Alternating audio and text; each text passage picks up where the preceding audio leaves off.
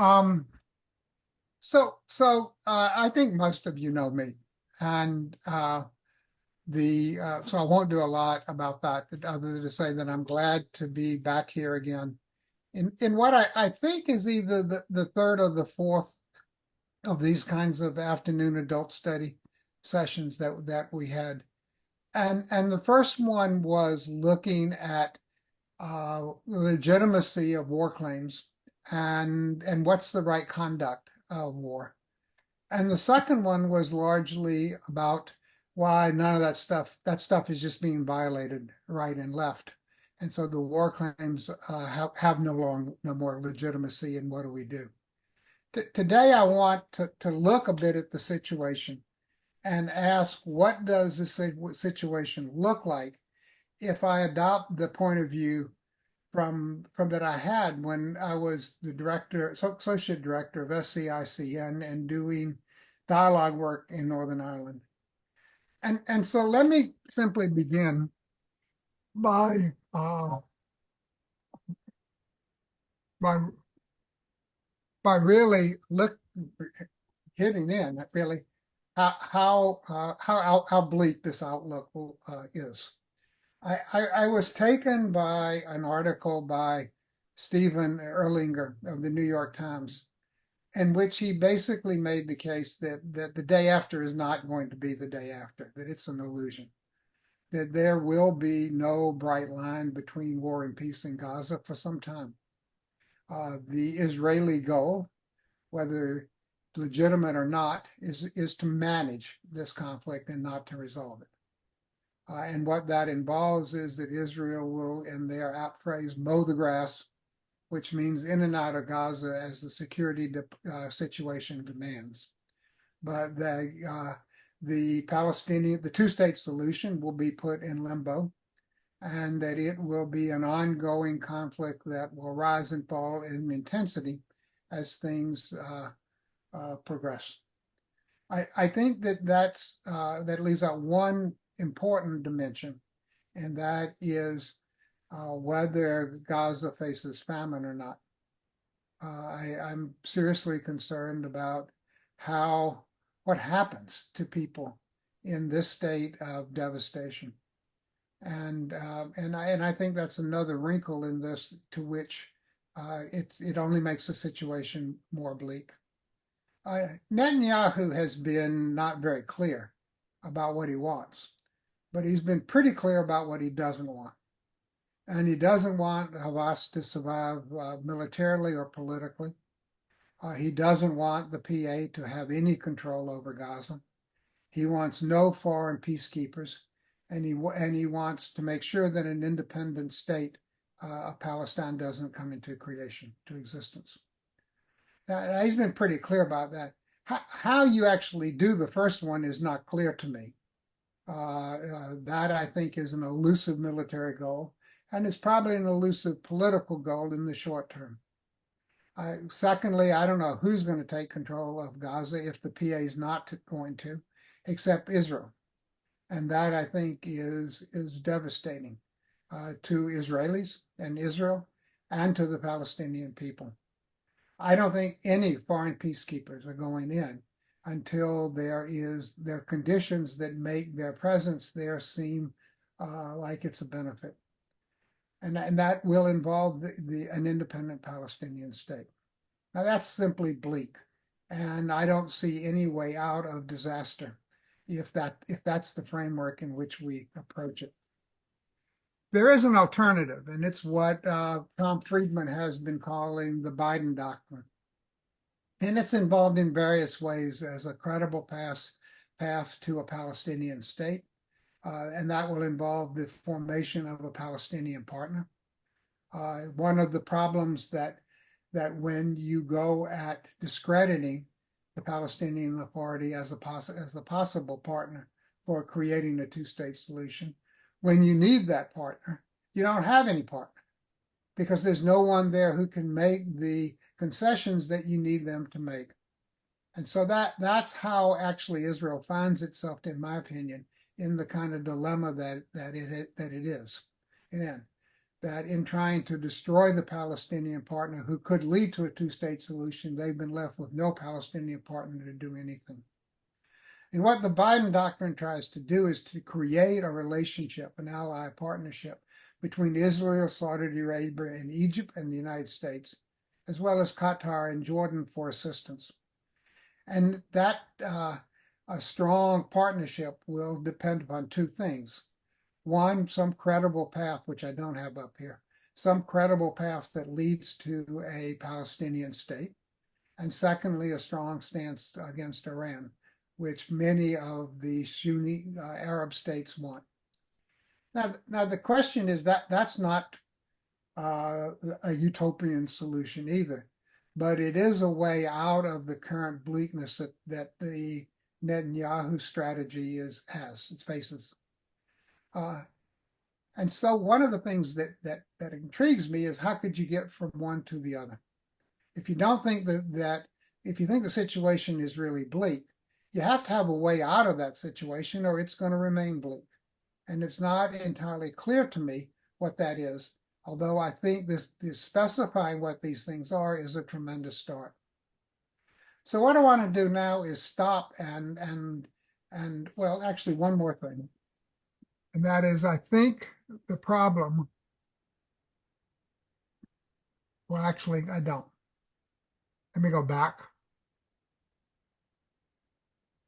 Let me go back and say that I want to look at this kind of bleak situation from the perspective that I developed when I was the associate director of the Stanford Center on International Conflict and Negotiation. And I was running a project funded by the Hewlett Foundation that was on the relationship between grassroots dialogue and political and social reconciliation. And that conversation and partnership was built upon two poles. One was that if practitioners knew everything that researchers knew, what would they find interesting? And if researchers knew everything that practitioners knew, what would they find interesting? And what this did was tend to level the playing field between practitioners and researchers. Oftentimes when I talk with people about becoming involved in this, particularly if they were at Stanford, they wanted to know what it was that they could tell the other side. And I thought, and I always would come back to them, that I don't think that's the starting point. I think the starting point is listening. And then after you've listened to their concerns and what they want, tell them what you think they might find interesting, and vice versa. And so what this does is put an emphasis on something that is largely overlooked, and that is that ideas matter. That they really do open up possibilities that seem foreclosed. They identify what's important. They help define objectives. They help choose tactics, and they help formulate policy. And so how we think about ideas and with ideas is critically important. One of the things that I wanted to do in these dialogues with community dialogue was to develop a new political language for an inclusive peace. Everyone I met, and I do mean everyone I met in Northern Ireland was for peace. The problem was they had very different notions of what peace entailed. And so while they were for peace, they were certainly not for the peace that the other side wanted. And so their notion of peace involved the exclusion of the other party. I remember clearly, mainly unionists who would say, and loyalists who would say, we'll have peace if those Republicans will just go back to Dublin where they belong. And surely the Republicans in Northern Ireland were noted for saying that we would have peace. The problem was the British presence in Northern Ireland. The British should go back to the Great Britain. But of course, the British presence in Northern Ireland was the Protestant community. And so both built their peace on the exclusion of what they didn't want. So they were clearer about what they were against than what they were for, always. And so what I thought was we need words and concepts that are inclusive of the divisions that exist in Northern Ireland. And I wanted to try to begin to develop that language. Just a second. The first thing I want to look at, and I seem to have lost a slide here. So let me see if I can find it because it's pretty important. Here it is. And I should, and I was looking for it earlier. I think one of the things that SCICN did was bring what is called a barriers analysis to the Northern Ireland, to the thing in Palestine. And I wanted to bring that same kind of analysis to the Biden doctrine. And it asks what stands in the way. So what stands in the way of this? And Ezra Klein, I thought, summarized it pretty clearly. And he stated, I would not, as an Israeli, want to live next to a state where most of the people applauded the massacres of my neighbor. And I would not, as a Palestinian, want to live next to a state that had just flattened my home and killed tens of thousands of my countrymen. I thought that pretty well summed it up. And I think that it's at the heart of the problem, but I want to push that a little bit further.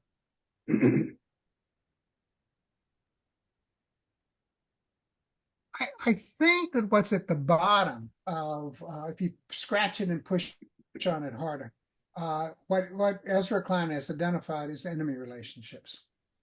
And basically, it's that Israeli thinks that the Palestinians, if they had a chance, would destroy them. And the Palestinians think that if the Israelis had a chance, they would destroy them. And so they mirror each other in this regard. And I don't define enemies as people we oppose or disagree with, as it's oftentimes used. Enemies are people who seek our destruction. And it's very hard to figure out how you talk or make accommodation with someone who is seeking your destruction. And the way that you can find out whether you're in enemy relationships or not is to ask a simple question. What would happen if they got what they really wanted? Now, I came upon this when I was doing a workshop down in the Navy postgraduate school on DDDR, which is demobilization, disarmament, and reconciliation. But it's basic DDR, yeah, reconciliation. And so I fool folks. There were a whole bunch of people, leaders from Africa and three from the Middle East. And I asked them to pair up, and I said I wanted them to talk about the conflict they faced. And then I was going to ask the other person they were in conversation with to introduce the person using that conversation. So when the time was up, I pulled a switch on them. I said, I'm not going to ask you that at all. What I do want is ask you another question instead. What would happen to you if the other side, and you know what the other side is, got what they really wanted? And if the answer to that is really bad, you're in really bad trouble. Because why would you trust anyone to do other than what they really wanted to do? You may stifle them, but that depends on your constantly preventing them from doing that. Otherwise, they're going to do what they really want and try to get what they want when they can. And if that involves bad things to you or your destruction, you're in deep trouble. Now, what emerges from that kind of enemy relationships, if you can get it calm, is a notion of a hostile peace. So that people would accept a ceasefire only because they couldn't destroy each other. And I think that's the dilemma and shortcut or shortfall of people who are let's get a ceasefire, is if that's the end game. Because as with Hezbollah in the previous one, Israel wants a ceasefire because they think it'll leave Hezbollah less empowered. And Hezbollah thinks that it wants a ceasefire because it thinks it will leave Israel less empowered. And both of those can't happen at the same time. And so a ceasefire is really an agreement based on a disagreement. And the disagreement is how the future is going to unfold. And so when the future unfolds, ceasefires tend to fall apart. Now that doesn't mean that ceasefires aren't important. It's just that they're not achievements that have stability. So I think at the heart of the thing is the notion of the question.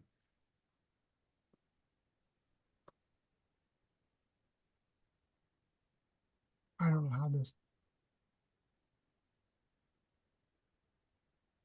I am sorry. I'm getting all mixed up with this. And so I think it poses a question for peace building. which is peace building has to be about transforming enemy relationships into agonistic, which I'm going to translate as competitive or political relationships. But if it isn't doing that, then it isn't doing peace building.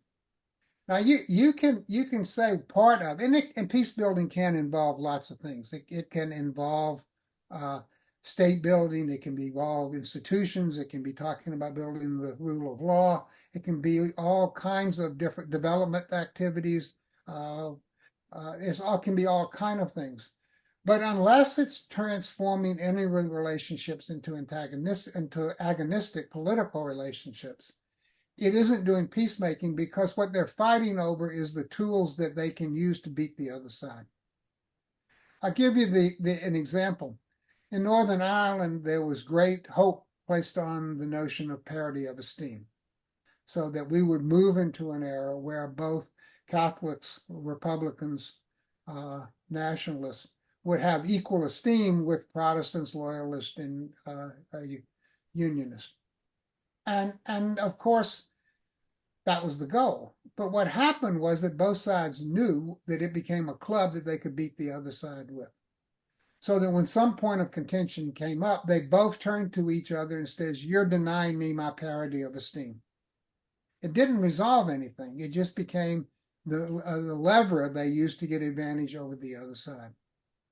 And so I think peace building has to have at its center point, whatever it is doing, and it should be doing lots of things, the need to transform enemy relationships into other kinds of relationships where people aren't seeking each other's destruction. Now, I want to begin by this kind of exploration of what that means by looking at 4 counterintuitive ideas about peace. And if you push these things too far, they're not true. But they're stark, and I want to use them in a way that is shocking. And I hope to some degrees these shock you.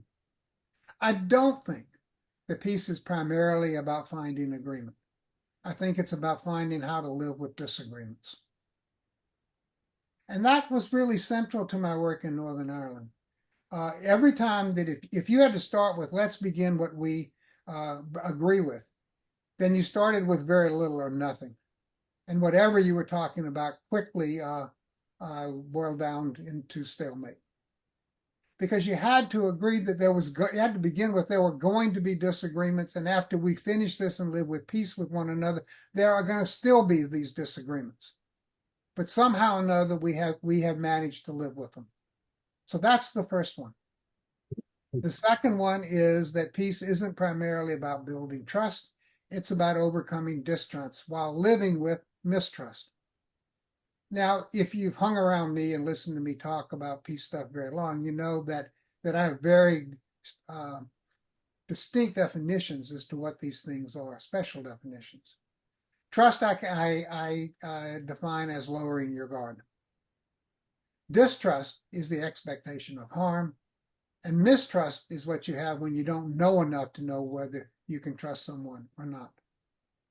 Now, most of the efforts that are made at trying to build trust between warring parties focus on mistrust.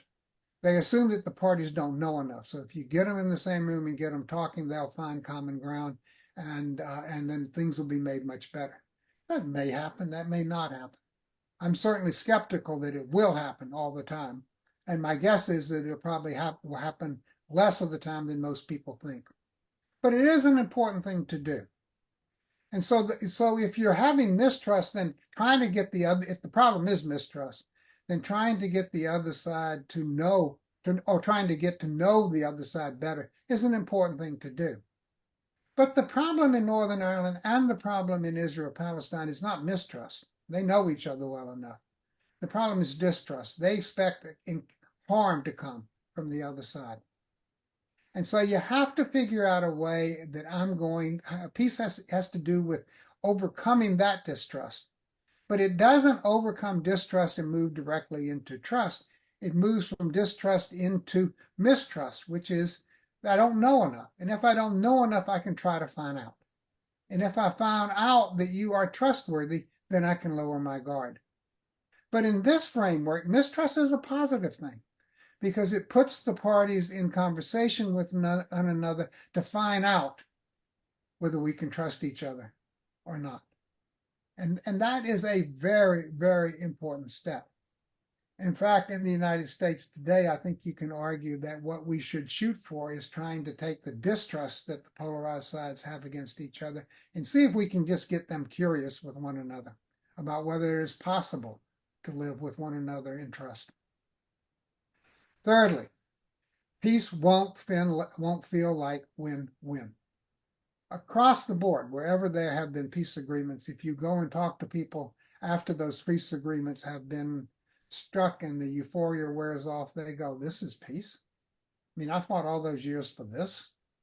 This is what this is about? This isn't win-win at all. In fact, it feels more like lose-win. I lose and you win. Now that's in part because both sides feel that the concessions that were made that were necessary to live together in peace gave them nothing and gave the other side everything it ever wanted. It asks me to give up everything and it requires them to give up nothing. And both sides feel that simultaneously about the same agreement. And so the task we face is not to create win-win situations, because they'll never feel like win-win situations. They will always feel like the other side is getting what it doesn't deserve. And they should just give up what they don't deserve. I deserve the things that I am giving up. They don't. So why should we start with what I'm giving up? Start with what they should give up that they have no legitimate claim on.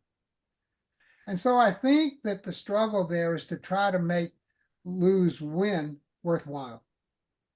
And that pretty much means that when I ask you, are you better off in peace than you were in conflict? You have to make the answer to that yes. If the answer to that is no, you just failed. It'll fall apart. So you have to make people feel like that even though I'm not winning and they're getting stuff they don't deserve, it's worthwhile. I remember someone asking me once, do you think working at Stanford is fair? And I was absolutely clear, no, it's never been fair. But it's worthwhile. I enjoy it. It's worth enduring those costs. And I'm willing to endure those costs because of what it allows me to do. But I never thought it was fair in any kind of real sense. And so the final one is that peace won't feel fair. It will feel decidedly unfair. And yet what we have to do is go about trying to work together to make things less unfair. And that I think that the parties can do. They may have a hard time figuring out exactly what justice entails. And it's why I think the notion of a just peace is pretty much a dream. What the notion is what you want for peace is it to be an acceptable, to peace with an acceptable level of injustice. Because the parties won't agree about what justice entails. And if they did agree about what justice entails, they wouldn't have much of a conflict to begin with. And so I think each of these kind of ideas about peace or statements about peace has within it the kernel of a new kind of language for discussing what peace involves and how do you make it.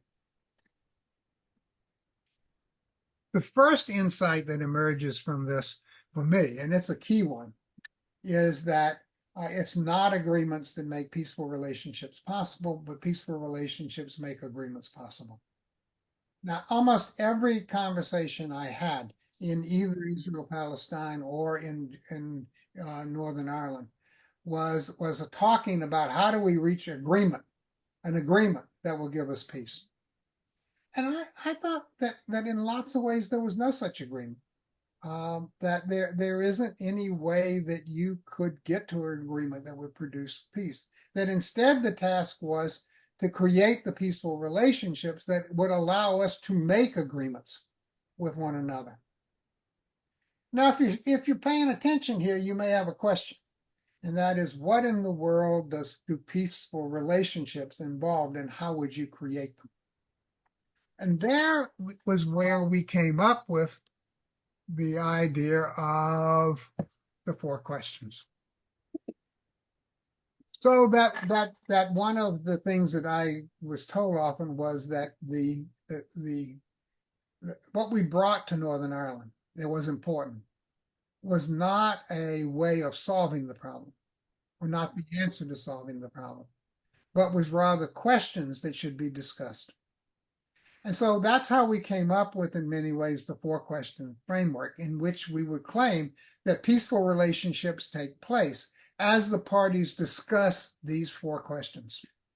I don't know if they're ever fully answerable, but as you're discussing them, you create the kind of relationships that would allow you to manage the disagreements that you have and to move forward to greater accords about how we're going to get along. Now, the first one of these is more important than any of the rest, and I'll say a little bit about that later on. But the first one is what we sometimes call the peace question. Are the parties willing to envision a future for the other side that if the other side would find minimally bearable? Almost always, when asked about what should we be doing, what are we offering, the sides would tell them why it is they deserve the things they wanted to have. And we tried to change that. We tried to change that in such a way that instead of talking about why you deserve what you think you deserve, what are you offering the other side that there might be some chance they would accept? I mean, if I'm offering you and saying, here's the deal is that it leaves you forever in poverty.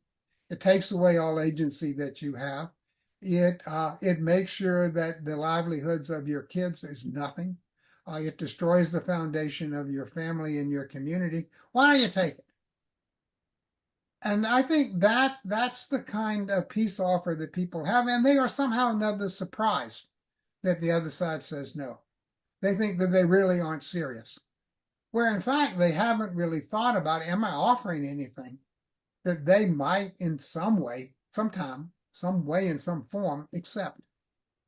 And that's what this question of a shared future gets at. It does two things that are critically important, and that is it sets up a domain for doing politics.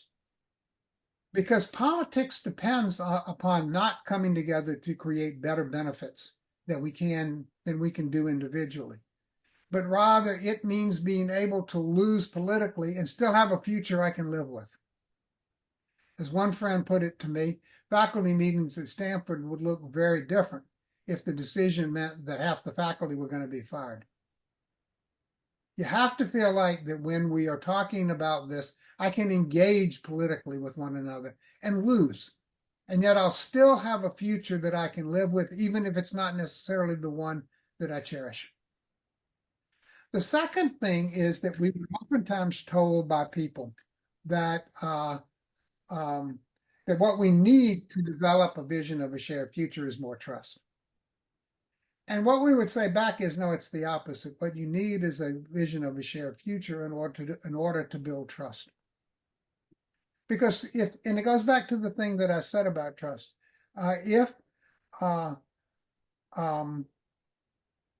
Just a second, let me think about what I said about trust. Why should I trust you to want to pursue a future that you don't want? I should trust you to pursue your interests. And what I should talk about in the shared view is how those interests are can I encapsulate those interests in one another so that as I pursue my interest, I further yours as well. That's the foundation of peace. And in that kind of peace, you can lower your guard. But you can't lower your guard before that vision of a shared future is in place. The second question is sometimes put as the question of trust, but it's really trustworthiness. So how can I demonstrate to you that I'm a trustworthy partner? And I think that's critical because it ultimately builds the foundation for taking steps to go from here to there. So that if I wanted to move from Netanyahu's bleak outcome to Biden's at least more hopeful one, I have to take steps. I'm not going to do it in one small jump. I'm going to take steps that move toward a Palestinian state. I'm going to take steps that move toward the partnerships on the international level. I'm going to take steps that move toward how do we deal with Iran? Uh, and I think that we have to worry about that in our fear is that any steps that I take that advantages the other side but disadvantages me will be an occasion for us to stop. You can think of it as a situation in which I hold a gun to your head, you hold a gun to my head.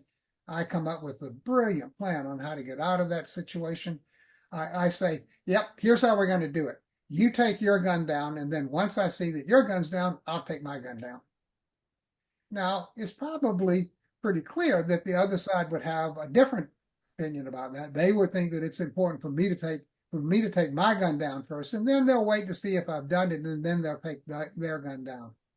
Because both sides worry about what I would think if I were in that situation and didn't have a shared future with the other side, which is now would be a time to pause when I'm at an advantage so that we can see if we can develop more trust before I move on. And I think that's one of the key things of how do we keep, in the question of trustworthiness, how do we keep this process moving so that we advance step by step into a shared future with one another. Now, the last two questions have to deal with the dilemma of a negotiated peace. So that there is no peace that's ever been negotiated that didn't impose losses and injustices on the party from their perspective. Otherwise, it wouldn't be a negotiated peace.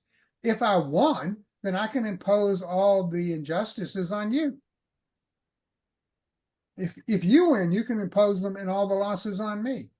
But if we're going to negotiate that, it's by almost definition less than what I think peace entails, and I'm going to have to live with that. And so how can, when I face that, accept the losses that living together imposes on us? To put it slightly differently, how can the party accept the losses that a settlement imposes so that they can make the concessions that it requires? And the last one is somewhat the buzzsaw that we all feel like for any negotiated agreement or outcome to be legitimate, it has to be minimally just. And yet we disagree fundamentally about what justice entails. And so how do we then deal with that dilemma? I saw it sometimes the justice is the buzzsaw of negotiated settlements. And so I think you have to flip that. I don't think you can talk about establishing justices. I think you can talk about rectifying injustices in a step-by-step process. And my example of that comes from South Africa. Joe Shlomo at one point wrote an article, and I think it was entitled, it was something, I don't remember the title. It was something about making concessions. And he said there's a difference in these kinds of things. There are some things that we can't concede and will never concede on. And that's the one person, one vote and a non-racial system of government. We're not going to give up on that. There are all these other kind of things that, yeah, we can make concessions about that. We can make concessions about that because they're a way in which we move the process forward step by step. That each time we're talking, okay, we've taken this step. Now, what are the injustices that still exist? And what are the injustices that emerge from this step? How do we rectify them? The long-term goal will get us not to complete justice. I'm not that kind of utopian, but it will get us to a less unjust environment in which we can live in. And I think that is critically important. Now, all of these things are the beginning to develop what language we use as we dialogue with one another about creating peace. And I think that somehow or another, in the midst of the conversations that we have to introduce this new language into the conversations and dialogue going on about Israel-Palestine. The key element in a vision of a shared future is how can you disagree safely? And the important caveat about that is a vision of a shared future is not a shared vision of a future yet. So that if I begin, there was one time I was in a workshop and I asked people to talk about what's your vision of a shared future and how are you talking about sharing the future with the other side? And to a person, they stood up and talked about what they thought they agreed about. Now, that at a little point in that, this very big, burly guy from East Belfast got stood up. He was a loyalist paramilitary and said, I'm having a hard time with that trust issue up there that we had about this. Because when you say this, you mean that. When you say this, you mean that. When you say this, you mean that. So we aren't agreeing about anything. We're talking, when you say we agree about this, you're talking about what you impose on me, because I don't agree about that. Now, I could have paid him to that. Everybody who organized the conference was pretty anxious at that point. And I could have paid him because it began to take the focus off let's reach agreement. And instead, what do we need to do in order to begin talking about not agreement about the future, but a vision that we can share that safely in disagreement with one another. The way we create a shared vision of the future, that's an important goal. And the way we do it is through politics. We muddle through, we give and take, we try to figure out what will work. And from that, we can move from a vision of how we're going to share this future to a shared vision about where we're going to go in this future if we're lucky and if we're good. And that is the goal of politics. And that's why I think that the role of peace building is to reestablish politics more than it is anything else. What do you do if you don't know what a shared future look like? That question emerged to us somewhat shockingly in the election of Trump, because what we realized was that the solution of this between the heartland, the polarized heartland and the polarized coast, is that we need to figure out how we share this country, this thing. And quite frankly, I don't know how. I'm not sure how we do that. And so that was an awakening call for us. And we'd always told people, well, I can just develop a vision of a shared future. And if you don't know what it is, just ask me. I'll tell you what it is. But from the perspective of being enmeshed in the conflict, as I was in the Trump election, I don't know exactly what it means to share a future with the heartlands. And so what do I do? And what we did was take the other questions and use them to interrogate what a shared future might look like. And what we came up with is that if you don't know what it is, the building blocks for developing a shared future are to foster dignity, to safeguard livelihoods, and to encourage respect. The difference between dignity and respect is dignity is how I think about myself, respect is how I think about you. And so we found that if you're fostering dignity, people who think they have been treated in a dignified fashion are very much willing to give up some claims on justice if they've been treated as a dignified human being. If we're talking about needing to deal with losses, the important thing in how we deal with losses is that we safeguard livelihoods. I think one of the deep polarizing features in the United States today is that we really don't believe that the other side gives a hoot about our livelihood.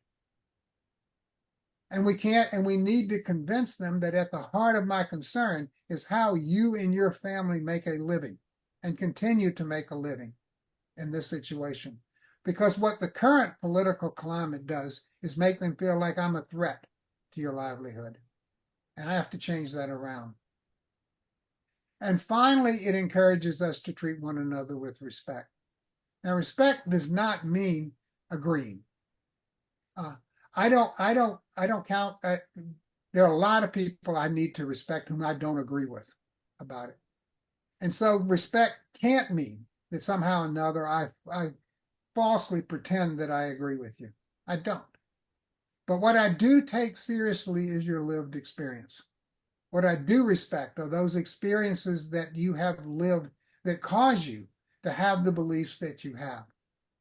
And so I can encourage an exploration of what we need to do by simply saying, I value you. I value the insights that life has given you. I value your struggles. I value your engagement to how to take care of your family and stuff. Let me learn from that so that we can somehow see if we can bridge the disagreements that we have. Now that's a start. And I think that what that tends to do is to put us in a new ballpark. Where if these four questions do what I hope they do, we have some new languages and understanding and concepts to approach the situation, and it empowers us. There is in peace building no magic bullets. I've never found one that has said that if you do this, you can do this, you do this, and in the end you get peace. It's about the best you can do is to make peace more likely and war less likely. But there are really important things you can do, and you can struggle with those, and you can muddle through. But there is no one thing that you can do that somehow or another brings peace. It's a matter of doing it every day. I'm not somebody who believes that if you stop doing bad things, and there are lots of people around here who believe that whether they articulate it this way or not, it's in their assumptions they have. That if you stop doing things to disrupt peace, peace will come in its place. It will flower, it will bloom. I don't believe that at all. I believe peace flowers and blooms if you create it every day. And you create it every day by the way you talk with one another, how you regard one another, where you look, how you look at them, what do you do, how you encounter them, how you treat them with respect, how do you foster their dignity, and how do you safeguard their lives. And if you do that, you are building peace every day with the people you encounter. Now, does that affect the Palestinian situation? Maybe. I don't know. Could be. I never know the final end of anything that I do. If in fact I treat my political opponents uh, uh, in a way that fosters their dignity, that safeguards their livelihoods, and encourages respect, who knows? I might make a partner. And if I have a partner, who knows? We may effectively be able to intervene and offer aid to those who are struggling for peace in Israel and Palestine. I don't know all that stuff, but I know that if I don't do that, I have no chance for peace at all. And so that is what I have to say. I invite your comments and discussions. I intentionally wanted to leave a good deal of time for conversation. And so let's see if we can go at it.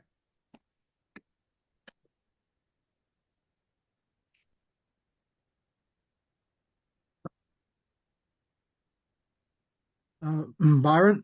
Yeah, I will, by the way, send that PowerPoint to Nan to put on the webpage of the church, and you can have it.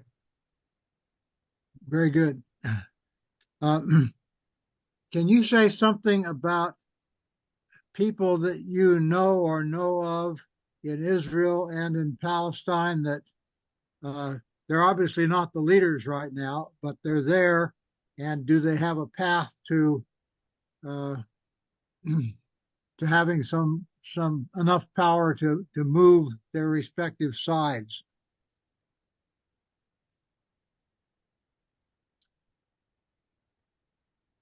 Right now it's hard. I mean, yeah, I know people who I've talked with who buy into this framework and this approach. They may not put it exactly the same way I do, but they understand what's involved in this kind of stuff.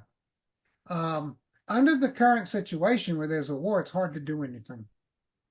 And so I think you have to kind of create the climate and the situations where those people can come together and talk about what to talk. And that's where I think probably our greatest influence as an outside party to this thing can lie.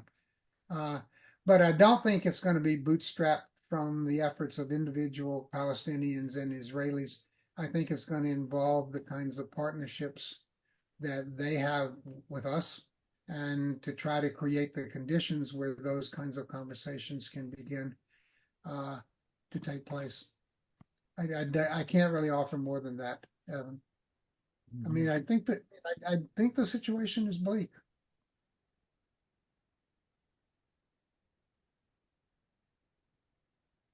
Oscar. Yeah, I wonder whether Erlinger, who you talked about before, would see things changing on the Israeli side if Netanyahu goes. what kind of change is possible if he's out of the picture? Because the way he's operating now, he sees no sense in any peaceful relationships. Yeah. I think if I remember the article correctly, he was pretty critical of Netanyahu. Uh, and I know that the other person who has done the most with kind of formulating the Biden doctrine, if that is actually an official name about stuff, which is Tom Friedman, has been extremely critical of the Netanyahu situation. So the first step is he has to go.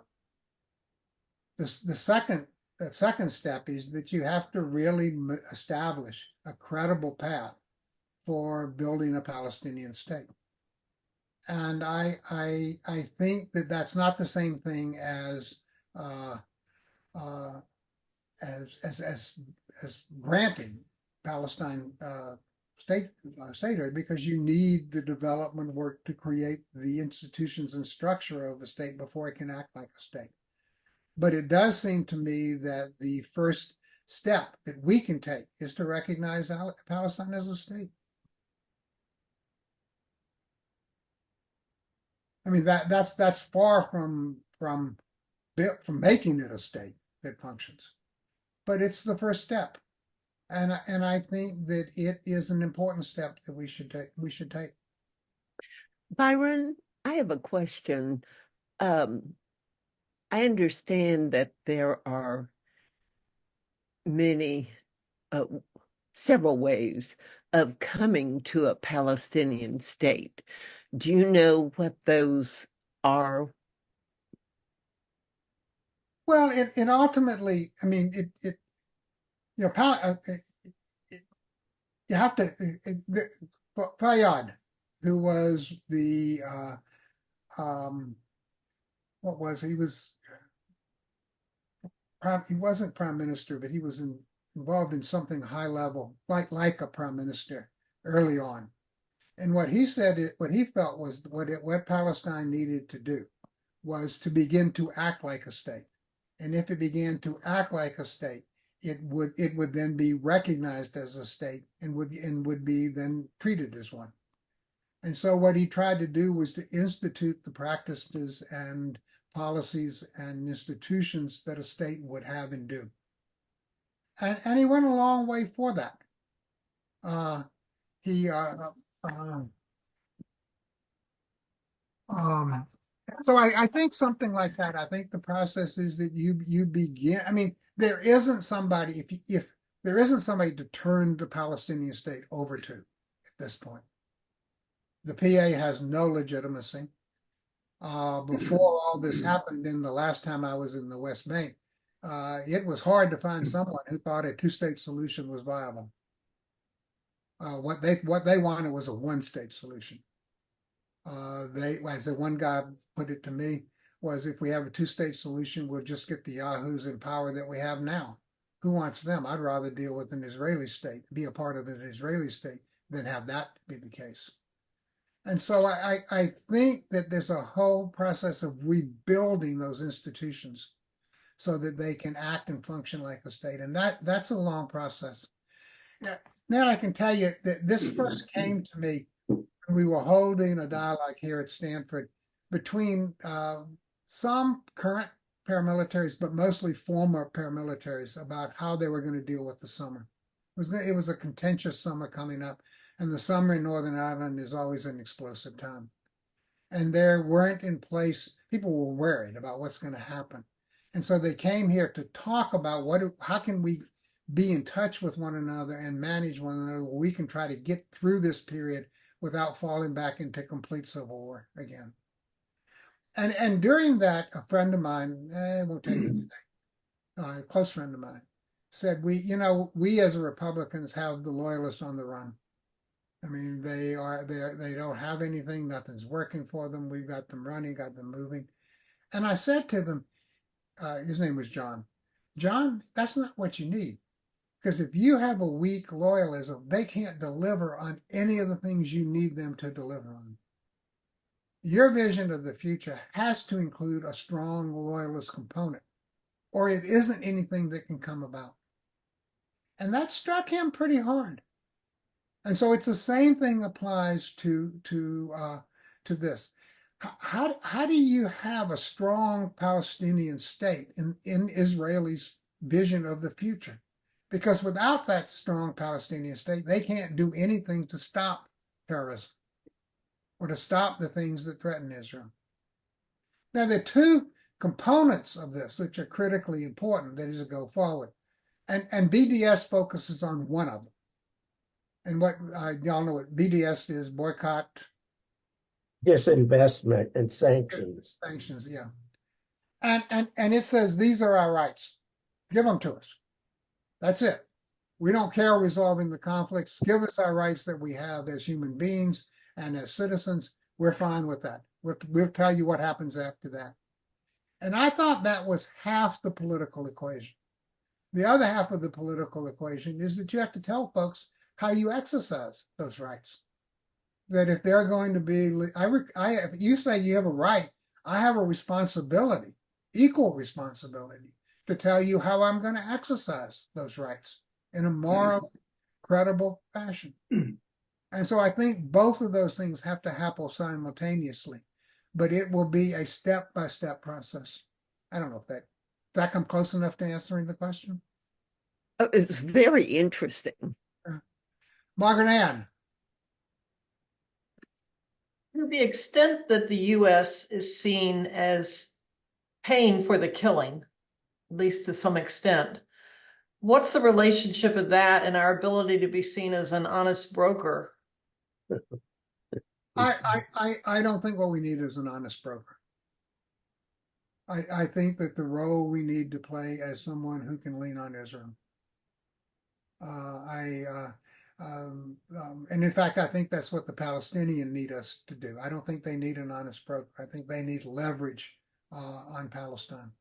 And in this sense, I'm sympathetic. I mean, it failed, but I'm sympathetic what Biden tried to do. I mean, Biden tried to say, okay, Israel, you're our friend. Now I'm going to have to tell you some hard truths as a friend. And I think that's what he tried to do. I think it failed. But I understand that what you were not going to do was to have leverage over the Israeli government if what you did was make them out the enemy. And so what I think Palestinians need from the United States is for them to exercise leverage on what Israel does and to put pressure on them. But I don't think there's such a thing as an honest broker between the two sides because whatever needs to happen needs to be a step-by-step engagement of them. What we need to do is to create the environment where that creation of peaceful relationships can take place. And then they'll come to the agreements they need to establish peace. Thank you. Oscar. Yeah. Do you think that the Oslo Accords teach us anything or have any current day relevance? Yeah. I think the relevance of the Oslo Accords was that when you asked Palestinians were they better off in conflict than they were in peace, the answer was no. And the failure of Oslo was the failure to make that answer yes. Was the failure of what? The failure of Oslo was the failure to make the answer of that question yes. Let me say it again in case I garbled it. Yeah, it goes back to if you ask Palestinians, were you better off in conflict? I mean, are you better off in peace than you were in conflict? You have to make the answer to that yes. And Oslo didn't do that.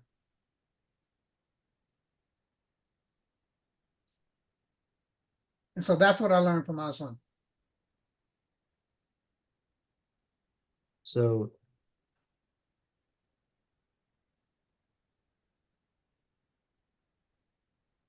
Oscar, you got more? And more? no. Oh, okay. Barry, you're after Shirley. I lost the audio for a couple minutes, so forgive me if this has been discussed already. I was really struck by your statement that we should recognize a Palestinian state.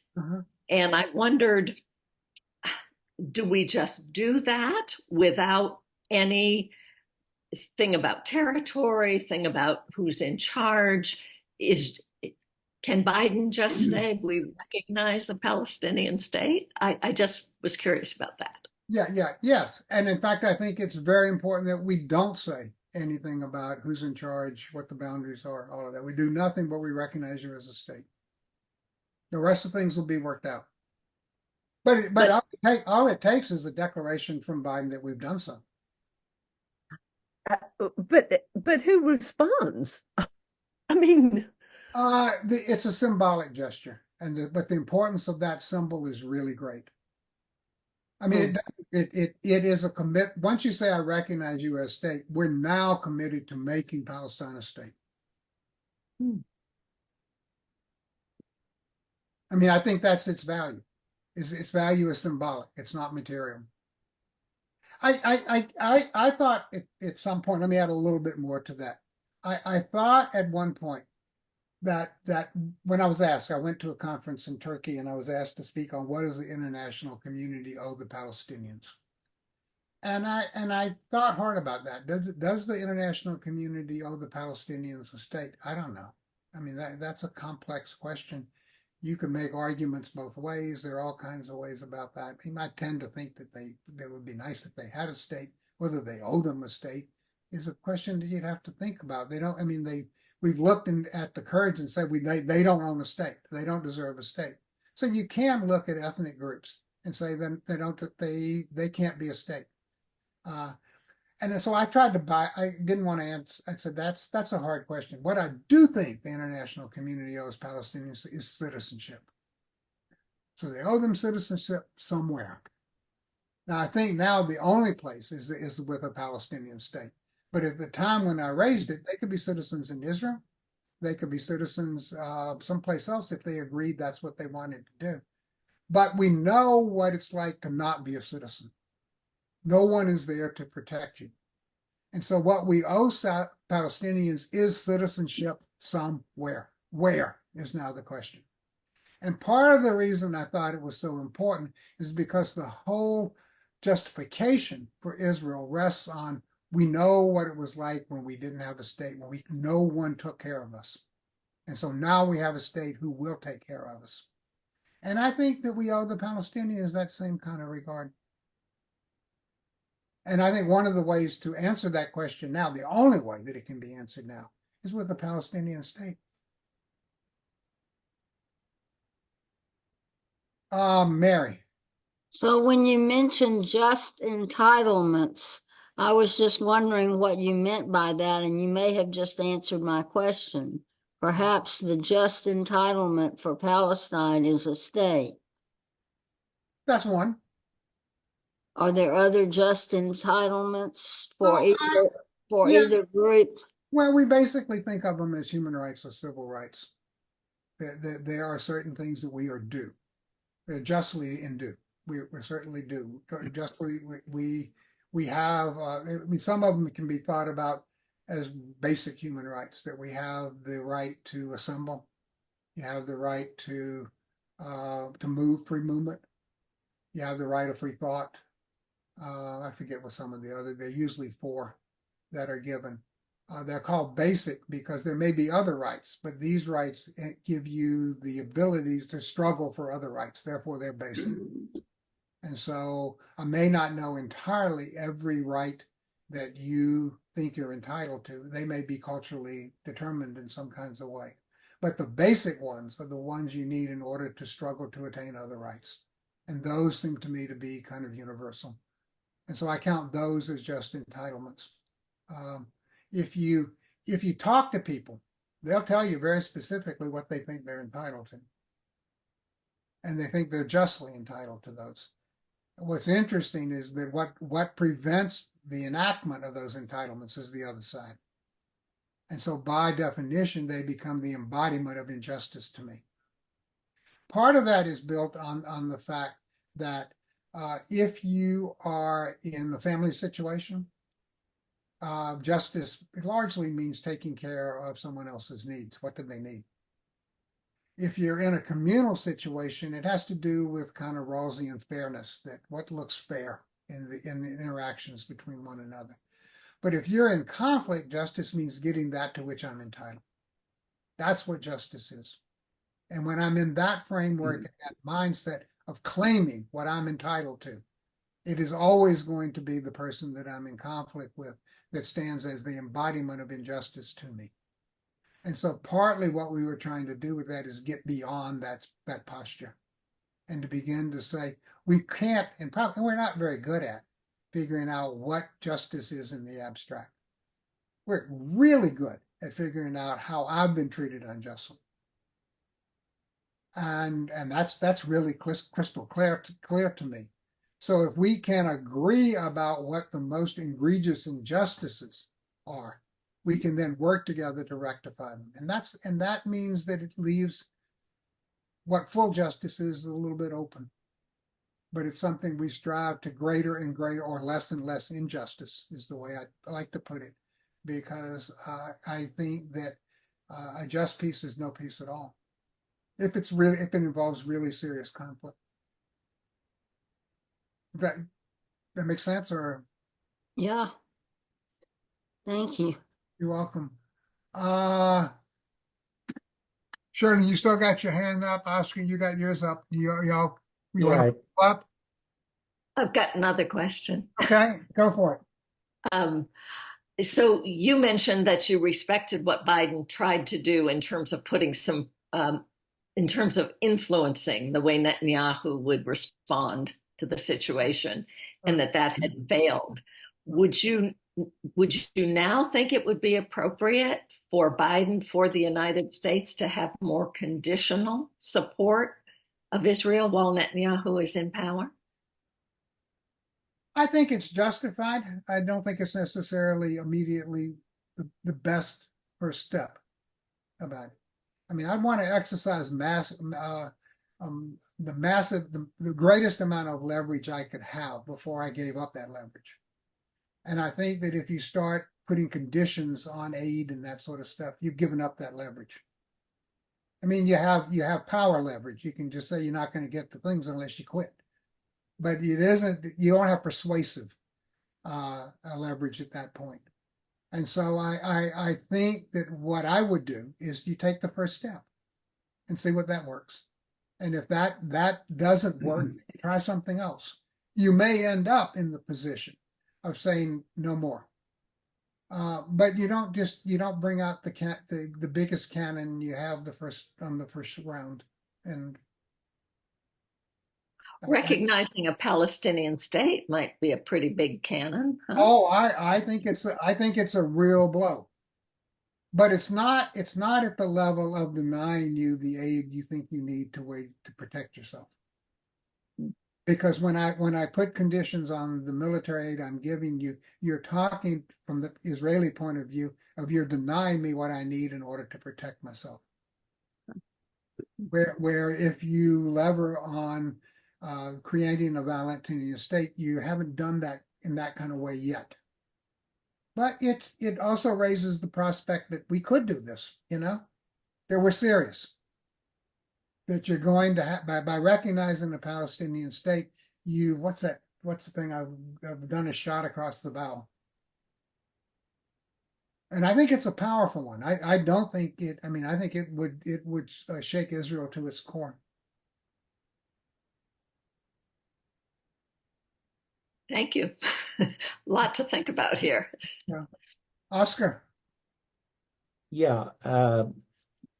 Israel declared itself a state after many years, at the end of which there was a war. But they had an infrastructure. I don't see that the Palestinians have any infrastructure. And, if you're talking about a shared future, I'm not sure they have formulated their own concept for a shared future. Certainly, Hamas has not given them any institutional structure on which to build. And so if there were, Truman recognized the state of Israel after Israel declared itself a state.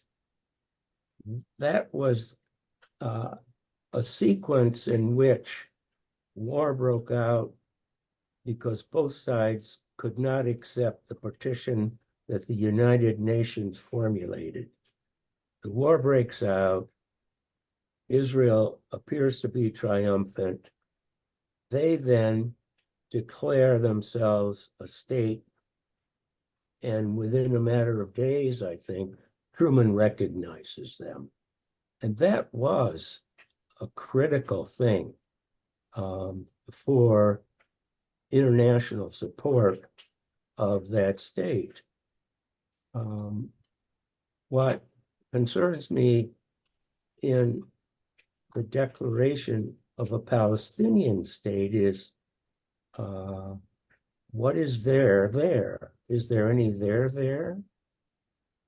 And how do they get there? That seems to me the first step is maybe they have to have peaceful relationships among themselves.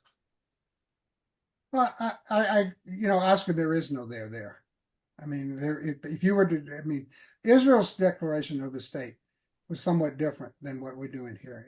Israel declared itself a state, and it could act like a state. It could act like a state whether it would declare it or not. It just announced to the world, we have the capability to act like a state. We're going to do so from now on. And where it took international recognition in some kinds of way, in some ways, it just Israel decided it was going to act like a state is what happened about the matter, and it declared that. Palestine doesn't have any of the things in place, you're right, that would enable it to act like a state. And so the declaration of the recognition of Palestinian as a state is the beginning, is a commitment to building the institutions and processes and leadership that you need for Palestine to act like a state, to become a state.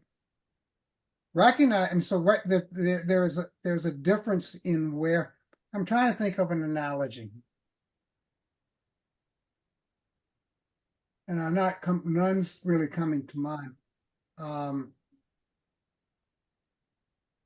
But I think that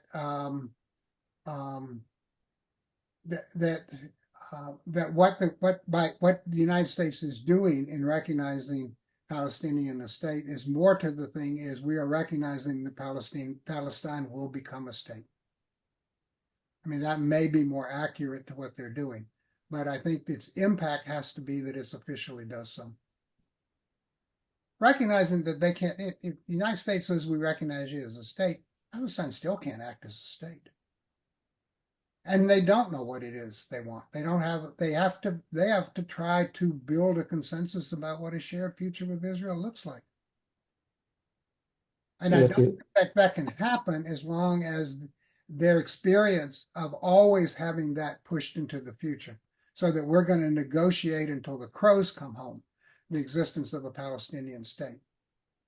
I think that's Palestinians' experience of negotiating with Israel. And I think that you have to find some way to cut through that. I don't want to. Oh, go ahead. Go ahead. No, I'll defer to Evan.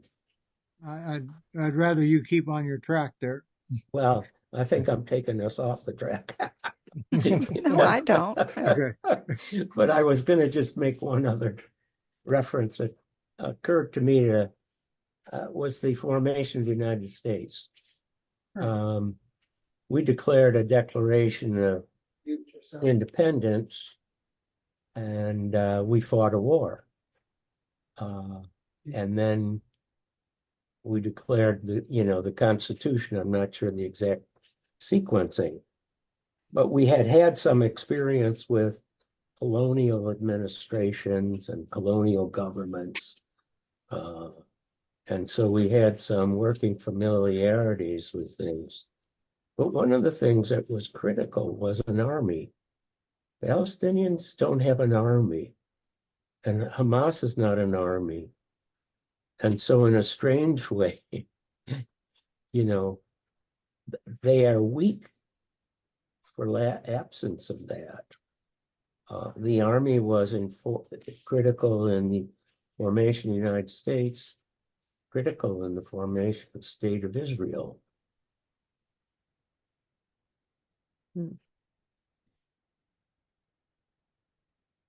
I think that's true, Oscar. But I also think that you have to find some way, if you think that there's going to be no peace between Israel and Palestine without the formation of a Palestinian state, then the question becomes how is it best to bring that reality about? And I think that critical to that process is the belief that there is an outcome, that's going to be a Palestinian state.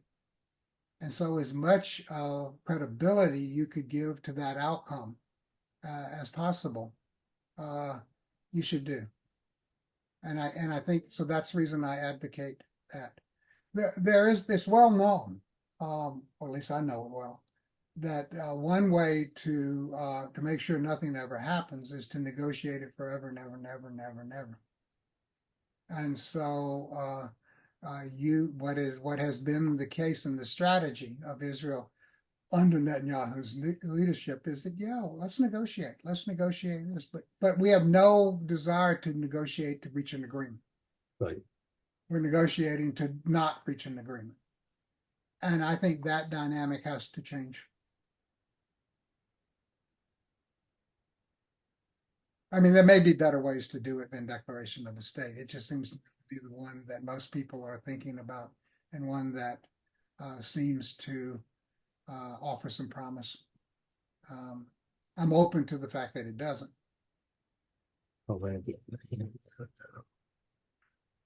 Ellen. Well, I'm wondering what can the U.S. do to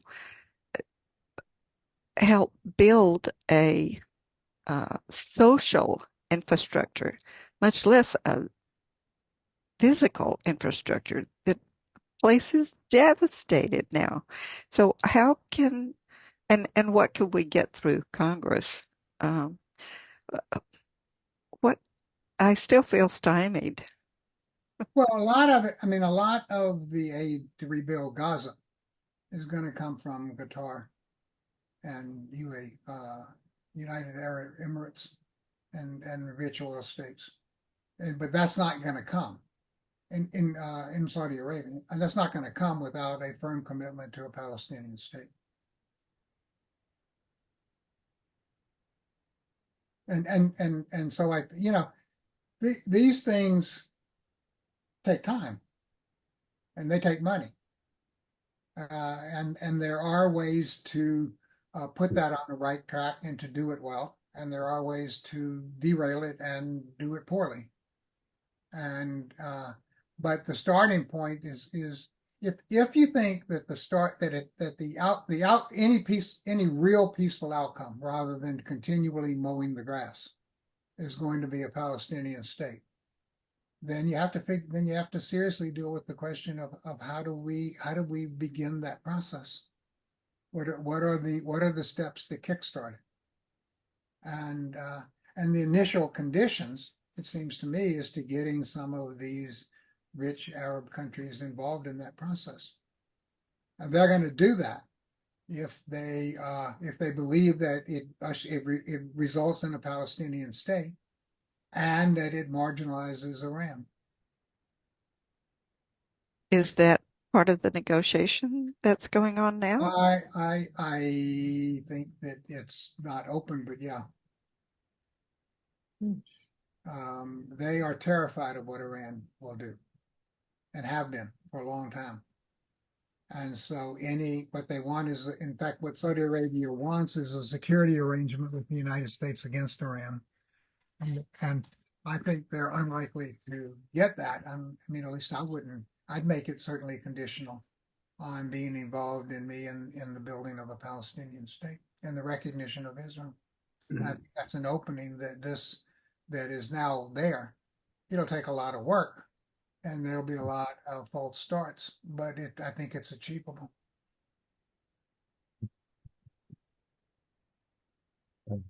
Well, I maybe think, I hope it's achievable. I mean, who do I know or not know? Oscar. Yeah, listening to this, it almost sounds as though we're talking about the creation of a new mandate for the governance of a Palestinian state until such time as the Palestinians are able to manage it themselves. And that recreates what the UN, inheriting the League of Nations mandate, was trying to do. But then the question is, can you have a new mandate without Israel agreeing? And I guess Israel will have to say, we're better off with a mandate in which we participate than not. Is that how you get Israel to join in? I think that's exactly how you get Israel to join in. I don't see that. I remember walking around the Churchill community on Portadown Road. Every mother who was there pledged their sons and daughters to the IRA. There was going to never be any ceasefire. There was never going to be anything other than continuing the armed struggle because of what they just done. 2 weeks later, Jerry Adams declared a new ceasefire, and that whole community was up in celebration. So I think things can change very quickly if the conditions shift. And that in lots of ways, all of us have within us a peace person and a war person. And what you evoke is what you get. And so I think that that the security concerns of Israel are valid, and particularly so as long as they believe that there is no option. Peace is not possible. And to have movement, you have to create the possibility that peace is possible. And then when it is seen as possible, things will change. Now I don't think it's going to be all clear sailing, but I think you can begin. I mean, if we oftentimes thought at different points that if you simply had the power to declare that this is going to be a two-state solution, this was back in the 90s. Both Israel and Palestine would live with it. They couldn't make the concessions to get there, but if it was there, they would live with it. And I still think that's the case. I think under the current situation, that's not possible. So you have to create the kind of international coalitions and structures that makes credible to Israel that they will be better off in peace than they were in conflict, as well as the Palestinians. And if they're not, then I don't know why either one of them would join. But I do think it's possible to create the conditions where both can say yes. It's not everything that I would want, but I am better off here than I was before. And if we fail that, then no peace is going to be possible.